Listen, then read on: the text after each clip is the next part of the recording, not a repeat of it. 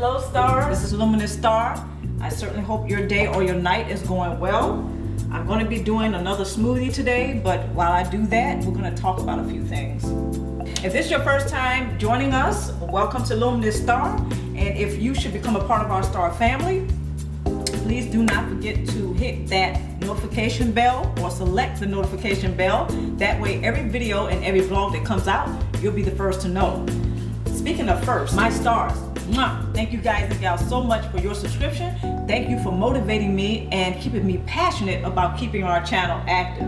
Our Ztarr family is growing, and I want to thank all of you and congratulate all of you for helping to make this happen.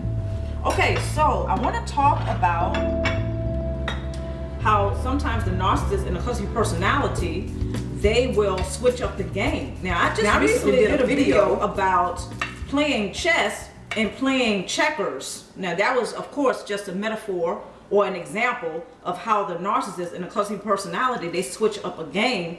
Every time they play games, they switch it up. Okay, so the game is pretty much rigged for everyone else to lose. So it's best not to even play games with narcissists at all. Now, in that video, I wasn't suggesting to play games with the narcissist. I was simply pointing out how the narcissist and the cluster personality, when they do play games, of course, they rig it for you to lose, but also the rules are not even fair. So you're not going to win by playing their game. One of the best ways to make sure that you are checkmating or calling checkmate, when you switch up and you start off by playing checkers, and of course the narcissists know for certain they're going to beat you at playing checkers, right? However, when you switch it up and you start playing chess, so that way you are able to call checkmate, one of the best ways to make sure that you can continue to call checkmate is to, first of all, not play the game that the narcissist has rigged for you to lose. Okay, so you may be asking, how do you do that? Simply by switching up the game from checkers to chess. What you are doing is you have created your own game.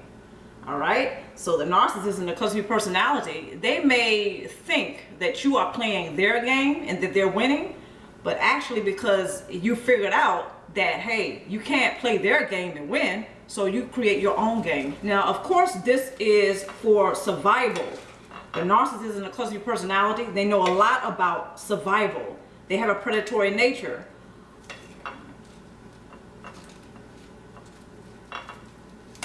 So one of the best ways to beat the narcissist at his or her own game is not to play it at all, but to create your own game. Now, there's a such thing as called healthy narcissism, and that is when you take pride and you take credit for your own achievements and accomplishments, while at the same time you are respecting others for theirs. A narcissist wants to take the credit for everything, and they also think they control everyone else. Therefore, they think that everybody else is beneath him or her, so they have a superiority complex. So when you have healthy narcissism, which is what we're talking about here, when you're switching up the game from checkers to chess, that's healthy narcissism, because you're in a dysfunctional relationship with a narcissist and a cluster personality who is out to obtain or to gain at your expense. So this is also one of the best ways to ensure that you're not an enabler to the narcissist or the cluster personality. So one of the best ways to make sure that you are not enabling the narcissist and or the cluster personality is to, first of all, make sure that you are practicing self-preservation. Okay. Primal drives: fight, flight, food, family, and fornication.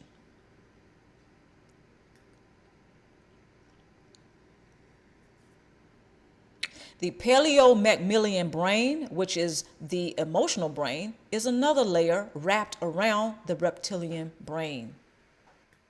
Next point. According to research, those who have narcissistic personality disorder have less developed brain matter that is associated with empathy. Narcissists and those who have a cluster personality type often show signs of impairments with interpersonal functioning. The narcissist's reptilian brain on narcissism. Next point. By using neuro-linguistic programming as a diabolical tactic to obtain narcissistic supply, the narcissist is able to spellbound others by repeatedly using suggestive words, key phrases, along with a particular tone of voice, while studying perhaps the reptilian systems of others in order to mimic him or her. When the narcissist is successful with this diabolical tactic, most find him or her to be less of a threat at the beginning of relationships. Okay, so especially at the beginning of the relationship, when say love bombing is going on, the narcissist and narcissistic personality, they're putting on the charm. They seem to some heaven sent. Okay, so they're basically the narcissist and the narcissistic personality. They are masters at copying others. They study other people to mimic him or her, possibly even hijack their identities in order to obtain narcissistic supply. So when they use neuro-linguistic programming, it's very diabolical because what they're doing is they're copying. They're basically copying the other person. So this means that the narcissist and the narcissistic personality, they become masters at imitating and copying other people, not just by gestures, but the tone in their voice, the way they may speak, certain key words, certain words, okay, that they use. They're going to come off less threatening to those individuals. It's almost like they're copying and downloading another you. It's like you have an evil twin running around in the narcissist and narcissistic personality. It's very diabolical. Let's move forward. The gaslight technique, combined with the use of neuro-linguistic programming, is the narcissist's trump card, which often ensures that particular emotions will be experienced by the targeted prey. The targeted prey is in a suggestive state, while certain pre-programmed triggers are experienced. What are some of the pre-programmed triggers? Traumatic events, unresolved fears, people, places, and things that remind you of traumatic events, adverse effects of abuse, dysfunctional relationships, and unresolved pain. Once these pre-programmed triggers come up for you, it is at that time that the narcissist has influenced you to be in a suggestive state. They can also start to gaslight you at this time because now, in a sense, they have hypnotized you. They have you spellbound. So you're more open to the narcissist and narcissistic personality. It's a little bit eerie when you think about it.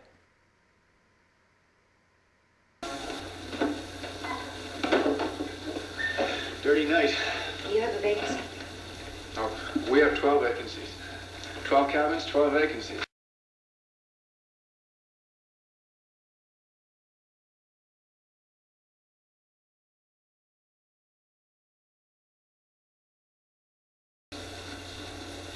Your home address?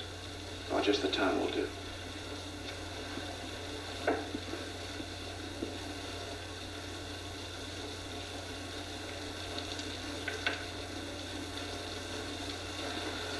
Cabin 1. It's closer in case you want anything. I want sleep more than anything else, except maybe food. Well, there's a big diner about 10 miles up the road, just outside of Fairvale. Am I that close to Fairvale? 15 miles. I'll get your bags.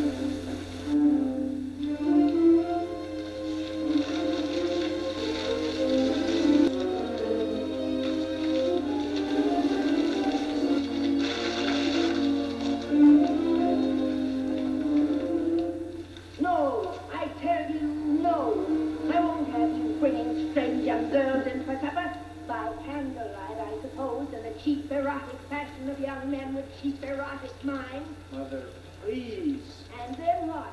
After supper, music, whispers? Mother, she's just a stranger. She's hungry and it's raining out.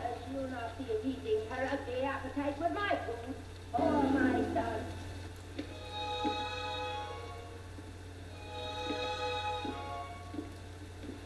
I've caused you some trouble. It might be nicer and warmer in the office.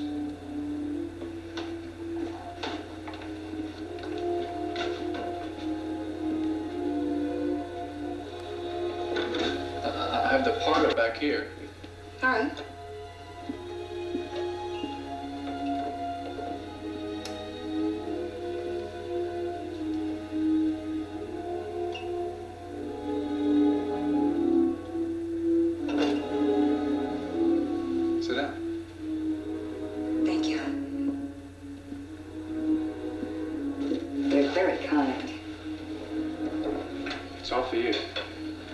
go ahead.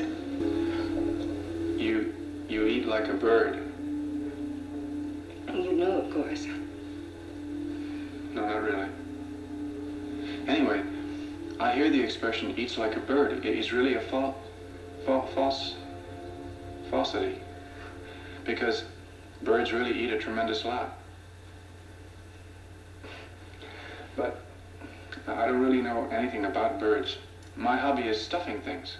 You know, taxidermy. And I guess I'd just rather stuff birds because I hate the look of beasts when they're stuffed. You know, foxes and chimps. Some people even stuff dogs and cats, but oh, I can't do that. I think only birds look well stuffed because they're kind of passive to begin with. It's a strange hobby. Curious. Uncommon, too. Oh, I imagine so. A man should have a hobby. Well, it's more than a hobby.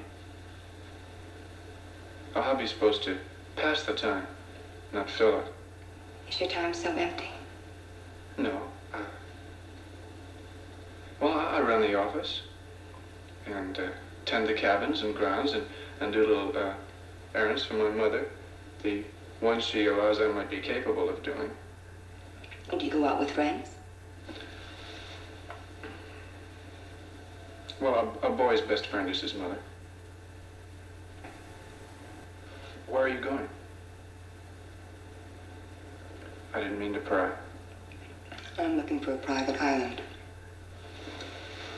What are you running away from? Why do you ask that? You know what I think? I think that we're all in our private traps, clamped in them, and none of us can ever get out. We scratch and claw, but only at the air, only at each other. And for all of it, we never budge an inch.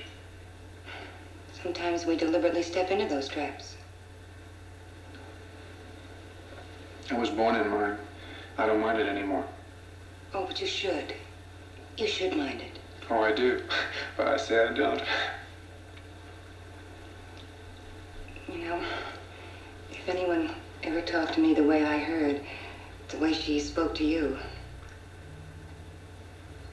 Sometimes, when she talks to me like that, I feel I'd like to go up there and curse her and leave her forever. Or at least defy her.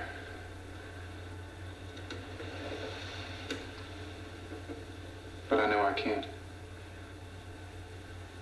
She's ill. She sounded strong. No, I mean, ill.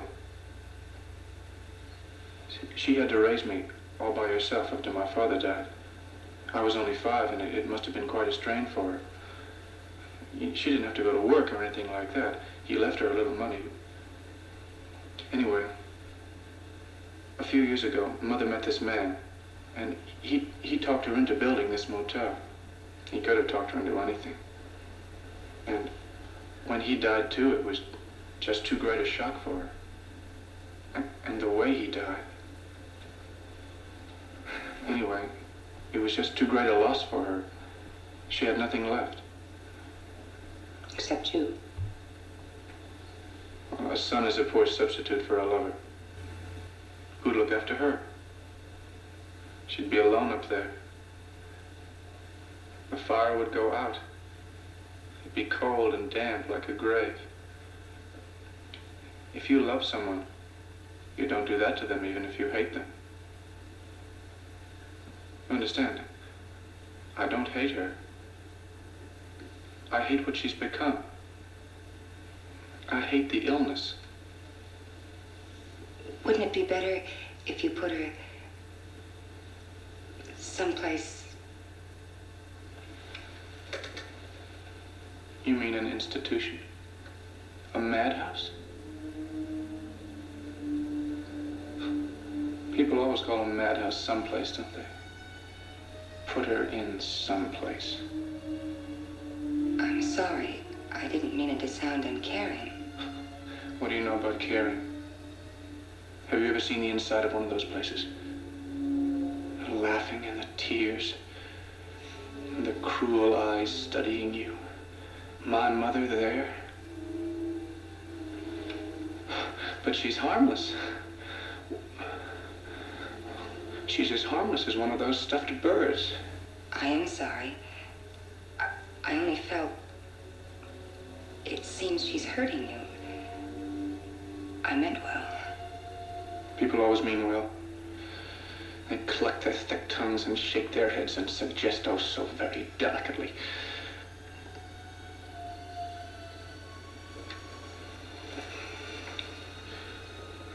Of course, I've suggested it myself. But I hate to even think about it. She needs me. It's not as if she were a maniac, a raving thing.